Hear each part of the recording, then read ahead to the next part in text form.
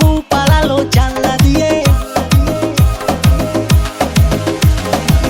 বউটা চলে গেল, মনটা ভেঙে গেল, প্রেস্টিজটা ছিল পাংচার হয়ে গেল। রেল লাইনে গলা দেব তখন আমি ভেবেছিলাম, তারপর হঠাৎ করে লাইফে আমার টুম্পা এলো।